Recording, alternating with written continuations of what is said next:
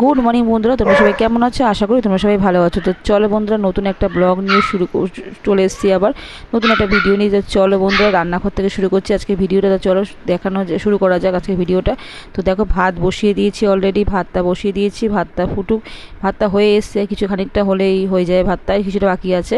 আর এদিকে দেখো, আমি পাবদা মাছ আজকে বাজার থেকে দিদিভাই এনেছি, পাবদা মাছটা ভেজে নিয়েছি। একবার ভেজে টেজে তোমাদের দেখাচ্ছি, শুরু থেকে তোমাদের দেখালাম না কেন আজকে এখন যা মানে ভিডিও করা, এক হাতে করা, একদিকে রান্না করা না খুবই মুশকিল। আর তো যাই হোক, তাই জন্য আর তোমাদের প্রথম থেকে দেখালাম না। আর এদিকে দেখো, মাছের জন্য আলু আর বেগুন কেটে নিয়েছি। তো আজকে হালকা কালো জিরা দিয়ে ঝোল করে মাছের ঝোল হবে, পাবদা মাছের ঝোল। আর এদিকে ফুলকপিটা কেটে সিদ্ধ করা হয়ে গেছে। আর এই যে রোজকার রুটিনে আলু ভাজা। আর এখানে আলু, একটু বেগুন আর একটু পেঁয়াজ রসুন কুচিয়ে দিচ্ছি। কী রান্না করবো বলো তো? করবো আজকে মাছের তেল। কালকে না দিদিভাই বাজার থেকে রুই মাছ এনেছিলো, মাছের তেলটা না করা হয়নি। তো গরমের মধ্যে এত পদ করতে খেতে ইচ্ছা করে না, খেতেও চায় না, করা মানে রান্না করে রাখা মানে তো মানে গরমে অস্থির। তো ওই খানিকটা মাছের তেলটা রেখে দিয়েছিলাম, আর একটু মাছের ডিমও ছিল, ওটা রেখে দেওয়া হয়েছে ফ্রিজে। তো ওটা আজকে বের করে রেখেছি। এখন ঠান্ডা আছে, একটু জল টল ধুয়ে রেখেছি, ধুয়ে কালকে রেখেছিলাম আমি। তো ওটা এখন করবো। আর দেখো, বলতে দেখো, আমি কড়াইতে তেল দিয়ে একটু আলুটা ভেজে নিয়েছি, এদিকে ফুলকপিটা ভেজে নিয়েছি, ভাজছি, সরি ফুলকপিটা ভাজছি। প্রথম থেকে তোমাদের দেখাচ্ছি না কেন বলতো, না ওই যে মোবাইল ধরে রান্না করা, এদিকে দেখানো খুবই মুশকিল। যাই হোক, তো ফুলকপি দেখো বলতে বসিয়ে দিয়েছি। এবার আমি ওই যে আমার প্রিয় পদটা রান্না করব। প্রিয় পদ বলতে কী বলো তো, এই রান্নার পদটা দিয়ে না মানে এক থালা ভাত হয়ে যায়। মানে মাছ টাছ থেকে, মানে মাছ টাছের প্রয়োজনে, মাছ মাংসের প্রয়োজনে এই পদটা দিয়ে এক থালা ভাত খাওয়া যায়। তো আমার খুবই ভালো লাগে, মানে আমার বলতে গেলে আমার এতটাই ভালো লাগে, মানে আমার আর এইটা হলে আর কোনো কিছু চাই না। তো এতই ভালো লাগে। তো আমার শ্বশুরবাড়িতে আগে এগুলো খেত না। আমার বাপের বাড়িতে এই রান্নাটা করে। তো সেখান থেকে আমি শিখেছি, মার থেকে শিখেছি, বেসিক্যালি মার থেকে শিখেছি রান্নাটা। তো তারপরে আমি এখানে গল্প করি, তারপরে ওরাও আস্তে আস্তে রান্নাটা মানে খাওয়া, এই রান্নাটা পছন্দ করতে শুরু করে। আর তখন থেকে রান্নাও হয় আমার এখানে শ্বশুরবাড়িতে। তো যাই হোক, বেগুন আলুটা ভেজে নিয়েছি। আর বলতে সামান্য মাঝখানে একটু তেল দিয়ে না একটা জিনিস দিতে ভুলে গেছি, একটু জিরে ফোড়ন দেবো, সেটা ভুলে গেছি কথা বলতে বলতে। মানে এত কিছু মাথায় থাকে না, বুঝেছো? কী বলবো আর তোমাদের, বলো? একটা মাথায় কত কিছু আর নেবো। যাই হোক, তো দেখো, তারপরে জিরেটা একটু ভেজে নিলাম। আর আলু বেগুনটা তো হালকা ভাজা হয়ে গেছে, বেগুনটাতে তেল টেনে নিয়েছি। আবার এই পেঁয়াজ আর রসুন কুচিয়ে নিয়েছি, কেন বলো তো? পেঁয়াজ রসুনটা দিলে না একটু আষ্টে গন্ধটা কম হয়, আষ্টে গন্ধ। দুটো কাঁচা লঙ্কা নিয়ে নিয়েছি চিড়ে। আর পেঁয়াজ রসুন দিয়ে আষ্টে গন্ধটা কম হয়। তো আমি একটু পেঁয়াজটা, রসুনটা, জিরাটা ভাজা হয়ে গেছে, পেঁয়াজ রসুনটা দিয়ে দেবো এবার। কাঁচা লঙ্কাও দিয়ে দিয়েছি, একটু খানিকটা একটু নাড়াচাড়া করে নিয়ে, তারপরে ওই একটু হালকা ভাজা করে নিয়ে তারপরে ওই মাছের তেলটা দিয়ে দেবো। তো মাছের তেলটা বেছে রেখে দিয়েছে, আর একটু বাঁচা হয়েছে, কালকে আমার বেছেই রেখেছিল। তো যাই হোক, মাছের তেলটা এখন দিয়ে একটু নাড়াচাড়া করবো। আর এই রান্নাটা করতে গেলে তেলটাও কম লাগে, জানো তো? তো দেখো কতটা বেশ, আমি কিন্তু তেল সেরকম দিইনি। দেখো তেলটা তো, দেখো তেলটা ভালো খানিক মানে ভালোই তেলটা বেরিয়েছে, বলো? তেলটা বেরিয়েছে ভালোই। তো এখন দেখো, এই যে মশলাগুলো দেবো, জিরের গুঁড়ো, নুন, হলুদ গুঁড়ো, আর হচ্ছে তোমার একটু চিনি সামান্য, আর একটু ওই কাঁচা লঙ্কা, এই মানে তোমার গুঁড়ো লঙ্কা একটু দিলাম সামান্য, দিয়ে এবার নাড়াচাড়া করে দিই। তো দেখো রান্নাটা করতে মানে দেখো কতটা তেল বেরিয়ে গেছে। হ্যাঁ, এটা রান্নাটা করতে গেলে তেলটা অনেকটাই মানে তেল বেরোয় খুব। তেলটা কম লাগে রান্না করতে গেলে, তখন রান্না করতে গেলে তেলটা ভালোই বেরোয়। তো এই রান্নাটা মানে এতটা আমার প্রিয়, তোমায় কী বলবো, কথা বলতে দেখো না জিভে জল চলে এসেছে। তো এত ভালো লাগে রান্নাটা মানে খেতে। তো আমার এই জন্য এই যদি এই পদটা হয় না, মানে আমার মনে হয় একতলা ভাত খাওয়া হয়ে যাবে। তো তোমাদের যেটাই বলছিলাম, তো আমার শ্বশুরবাড়িতে এই রান্নাটাকে খেতো না। তো আমি যে ওর থেকে মানে শুনেছি আমার কাছে যে এটা খাবে, তখন তারপরে থেকে তোমার দাদাভাই মাছের তেল আনে, তারপর রান্না করে দিই। আর বড়াটাও খায়, মাছের তেলের বড়াটা তো খায়। তো তোমরা কে এই পদটা পছন্দ করো দেখো, বলো তো কেমন। আর দেখো, এখানে দাদাভাই না, সে গত সব মানে কিছুদিন আগে না, দু একদিন আগে কতগুলো কাঁচা লঙ্কা এনে রেখেছে। লঙ্কাগুলো পেকে গেছে, লঙ্কাগুলো কী করে রাখি বলো তো? তো তাই হোক, তারপরে রান্নাঘরে গল্প গেল, তারপর আর ভিডিওটা করা হয়নি। তারপরে চলে এসেছি, একবার স্নান টান করে পুজো দেবো। তো বৃহস্পতিবার আজকে পুজো দিতে হবে। ওই দেখো, ঠাকুরটা এখন পুজো দেবো। চলো আমার মাকে একটু স্নান করিয়ে নিই। আমার ঘরে যে মা আছে, মাকে স্নান করিয়ে নিই এখন, চলো একটু। তো এই গরমে কি বলবো, যে নিজেরাই স্নান করি, মানে কলের জল গরম, শীতকালে এই জল পাওয়া যায় না। কিন্তু গরমকালে যেটা মানে বললাম না, গরমকালে তো মানে কলের জল এতটাই গরম লাগে, আমি তো মনে মনে ভাবি যে শীতকালে কেন এই জলটা পাই না, তখন কেন ওই আমাকে গরম জল আলাদা করে গরম জল করে স্নান করতে হয়। শীতকালে এই জলটা পেলে তো কোনো ব্যাপারই না। তো যাই হোক, মাকে স্নান করাবো এখন। আর জলটা এতটাই গরম না, নিজে স্নান করতে পারি না, মাকে কি স্নান করাবো। তা যাই হোক, একটু মানে জলটা তুলে রাখলে বেশ ভালো হয়। তো সকাল সকাল তোমাদের যাদের মানে হয়তো সবাইকেই বলছি, অনেকে আছে না মানে কলের জল এতটাই গরম হয়, তোমাদের সবাইকেই বলছি জলটা একটু পারলে তোমরা একটু তুলে রেখো। আগে বালতি করে তুলে রাখলে, স্টোর করে রাখলে জলটা দেখলাম কিছুক্ষণ রেখে দিলে ঠান্ডাটা ওই গরম ভাবটা কেটে যায়। সেই অনেকেরই ওই গরম জলে স্নান করতে গেলে এত জলে গায়ে ছ্যাঁক দেয়। তো জলটা খানিকটা তুলে রেখে দিয়ে স্টোর করে রেখে দিলে না, ওই জলটা দিয়ে তোমরা যখন স্নান করার সময় ব্যবহার করে দেখবে জলটা ঠান্ডা, অতটা গরম থাকে না, ঠান্ডাই থাকে। তো সকালবেলা যখন কাজবাজ রান্নাঘরে করতে যাই, তখন মানে তোমার বাথরুমে যখন জামা কাপড় ধুতে তখন দেখি জলটা এতটা ঠান্ডা লাগে, তখন মনে হয় কি স্নানের সময় যদি জলটা পেলে ভালো হয়, এই জল দিয়ে স্নান করা যায়, স্নান করতে ভালো লাগে। কিন্তু গরম জলগুলো গরম হওয়া যখন স্নান করি, জলগুলো এতটা গরম থাকে না, তখন স্নান করবো কি মানে কোনো রকম স্নান টান করে বেরিয়ে আসি, কী করবো। এদিকে স্নান না করলেও নয়, মানে একটা অস্বস্তি না, রান্না বান্না করে তারপর স্নানটা করলে অস্বস্তি, তুমি বলো স্নান না করলে থাকা যায় গরমে। আর গরমের স্নান তেমনি জলও, কলের জলও গরম, মানে চা বসালে মানে লিকার, অনেকের কাছে শুনেছি এই চা নাকি কলের জলে অনেকে লিকার চাও হয়ে যাচ্ছে, চিনি চাপা দিলে নাকি লিকার চা হয়ে যাচ্ছে, অনেকে বলছে নাকি, কথা জানি না সত্যি কি মিথ্যা কতটা জানি না, তো অনেকের মুখে শুনছি এটা। তো দেখো বলতে বলতে আমার মায়ের স্নান হয়ে গেলে, মার গায়ে একটু চন্দন একটু মাখিয়ে তারপরে স্নান করাই, মাকেও স্নান করাই, তা আমার যে ঘরে গপু আছে, তো গপুকেও ওইভাবে স্নান করাই। তো যাই হোক, তো মাকে স্নান টান করিয়ে এবার মাকে একটু সাজগোজ করাবো, একটু মার বস্ত্রাদি সব পরাবো। তো চলো একটু মাকে সাজিয়ে গুছিয়ে নিই, তারপর পুজোটা তবে তো দিতে হবে। তো চলো, মাকে স্নান করা হয়ে গেলে তারপর আর সব ঠাকুরগুলো আছে ওগুলো পরিষ্কার করতে হবে। বৃহস্পতিবার বলতে গেলে টাইম পুজো দিতে একটু লাগে, কী করবো বলো। তো অন্যান্য দিন মা পুজো দেয়, শাশুড়ি বলতে গেলে শাশুড়ি মা পুজো দেয়। তো বৃহস্পতিবার দিন তোমাদের আগেও তো আমি বলেছি বৃহস্পতিবার দিন পুজোটা আমিই দিই। তো যাই হোক, মাকে এখন দেখো এই যে আমার মাকে সাজানো হয়ে গেছে, আর দেখো এই যে আমার ঠাকুর ঘর, আমার দেখো এবার মাকে সাজানো হয়ে গেছে। আর গরমে দেখো না ঘেমে মানে জামা কাপড় মানে গায়ের সঙ্গে এঁটে যাচ্ছে, এমনই অবস্থা। তো যাই হোক, তো চলো এবার পুজোটা মোটামুটি সব ঠাকুরকে সাজানো গোছানো হয়ে গেছে, ঠাকুরকে ফুল চন্দন দেওয়া হয়ে গেছে। এবার একটু আরতি করি, করে বৃহস্পতিবার ঘটও পাতা হয়ে গেছে। তো ঠাকুরকে খেতে দিয়ে একটু একটু আরতি করি, করে তারপরে পুজো শেষ করব, করে তারপরে যেটা হয় পুজো শেষ করে যেটা হয়। এবার চলো পুজোটা একটু আরতি করে নিই। তো বলো, এই মানে একটা দিন পুজো করি, তো এই দিনটা মানে আমার পুজো করি, নিজের হাতে পুজো করি, বেশ ভালোই লাগে। তো অন্যান্য দিন মা পুজো করে, তো মা এই দিনটি পুজোটা করে না কেন, দিদিভাই বলে যে না মা তো এই দিনটা মানে পুজো আমাকেই করতে বলে। তো আমার যেদিনকে পারি না, যখন পারি না তখন দিদিভাই পুজোটা দিয়ে মানে এইবার ওরে জানো তো আমাদের মেয়েদের একটা অসুবিধা হয়, তো সেই দিনটা দিদিভাই পুজো করে দেয়। বাদবাকি দিন মানে বাদবাকি যখন আমি পারি তখন বৃহস্পতিবার করে পুজোটা আমি যত দেওয়ার চেষ্টা করি। তো চলো এবার একটু আরতি করে দিই, আরতি করে তারপরে একটু বই পড়বো, বইটা পড়ে তারপরে চলো বাদবাকি কী কাজ করে তোমাদের কী করি। তো আমার দেখো ঠাকুরবাড়ি কী ঠাকুর আছে, দেখো ওই যে উপরে দেখলে মায়ের মূর্তি বসানো, এখানে দেখো কে আছে, এখানে ঠাকুর দেখো তোমাদের দেখাই, চলো কী ঠাকুর আছে। এখানে উপরে মায়ের মূর্তি বসানো আছে, এই যে মায়ের মূর্তি বসানো আছে, তার থেকে ঠিক একটু একটা নিচে আছে এই যে দেখো এখানে গুরুদেব আছে, আমার গপু আছে বসে, আর আমার তারা মা আছে, আর এখানে বাবা লোকনাথ বসানো আছে। আর তার থেকে একটু উপরে আর কি, উপরে কে বসে আছে বলো তো, চলো দেখাই তোমাদের তার উপরে কে বসে আছে। তো তার উপরে তোমার কে বসে আছে তোমাদের দেখাচ্ছি, চলো পরে। তো বলতে দেখো বইটা একটু পড়ে নিই। তো আজকে যে বৃহস্পতিবার বলো না, তোমাদের পাঁচালিটা পড়বো, তো চলো পড়ে নিই একবারে।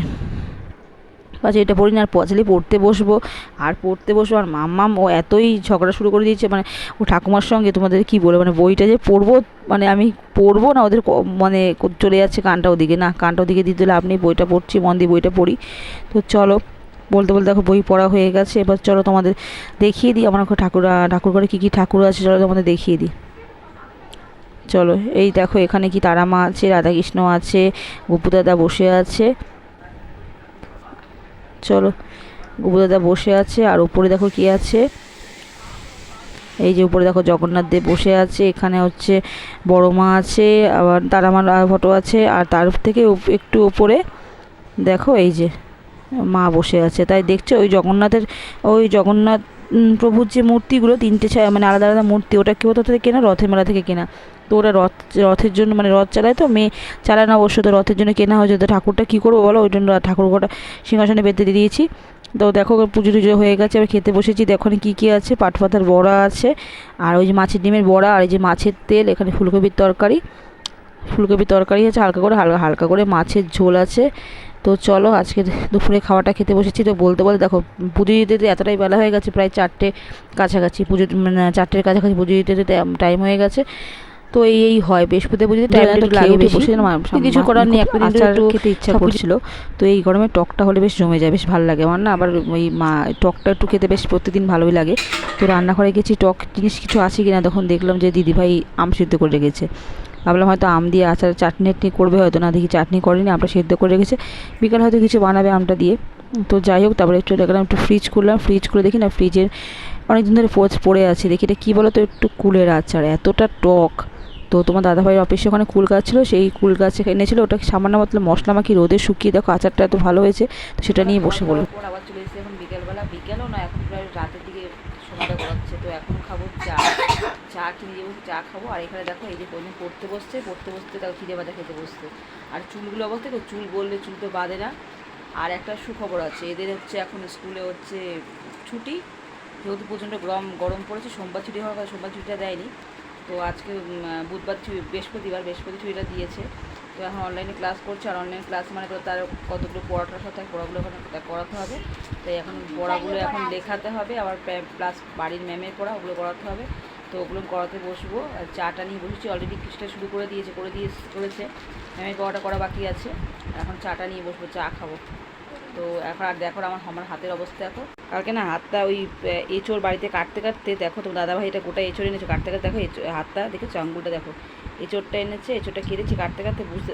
তো এঁচোড়টা কাটতে না বুঝতে পারিনি, হট করে কোনো সময় হাতটা কেটে গেছে। পরের দিন সকালবেলা উঠে দেখছি কি এঁচোড়টা কাটতে গিয়ে তখন দেখি হাতটা মানে বাসন মাছ দিয়ে কোনো কিছু মানে মশলা নুন জাতীয় বা কিছু মশলা লাগলে জ্বালা করছে। তারপরে কি করবো, সারাদিন ওইটা সহ্য করলাম। বিকেলবেলা তো দাদাভাই খেতে প্যান্ডেলটা নিই না, ব্যান্ডেল লাগিয়েছে। দেখো ব্যান্ডেল লাগানোর পর দেখো ওয়াটার প্রুফ লাগিয়েছে, তাও দেখো হাতটা দেখো অবস্থা। দেখো দেখো হাতটা পুরো সাদা হয়ে গেছে, দেখো এই দেখো, ঠিক আছে, ওর সাদা হাতটা পুরো, মানে হাতটা বলতে হাতটা তো তখন দিয়ে বলে যাচ্ছি, মানে মাথা ঠিক নেই কী বলবো। দেখো না আঙুলটা পুরো সাদা হয়ে গেছে, দেখো এখন আঙুলটার কী অবস্থা। তো ব্যান্ডেলটা পরেছিলাম, ব্যান্ডেলটা খোলার পরে দেখে এই অবস্থা। তো মামাকে বলছি দেখ হাতটার কী অবস্থা, মানে ফোসকা বলে গেলে যেরকম আর সেরকম। তো এখন চলো চাটা খেয়ে নিই। তো বন্ধুরা একটা তোমাদের কথা বলার আছে। তো যারা হয়তো আমার ভিডিও দেখছো বা ভিডিওতে দেখে কমেন্ট করছো, তা প্লিজ কমিউনিটিতে একটা লেটার দিয়ে যাও। কেন বলো তো, ভিডিওতে না ওই আমার প্রবলেম হয় কি, মানে আগের তোমার চ্যানেলটা তো গেছে এইভাবে করে মানে অনেক কিছু জানতাম না, সেগুলো করে তো আগের চ্যানেলটা তো গেল, খুঁজে পাওয়া গেল না। আজকের জন্য ডিলিটই করে দিল ওখান থেকে, ইউটিউব থেকে। তো তার কারণে তোমাদের বললাম, এখন দেখি অনেকেই করছে ওই তোমার সিরিয়ালের প্রোমো দিয়ে অনেকে ভিডিও করছে, তাও দেখি তাদের চ্যানেলটা দিয়ে আছে। অনেকেই আমার চ্যানেলে অনেকেই বন্ধুরাই করছে, চ্যানেলে ওই তোমার সিরিয়ালের প্রোমো দিয়ে লাইভ করছে।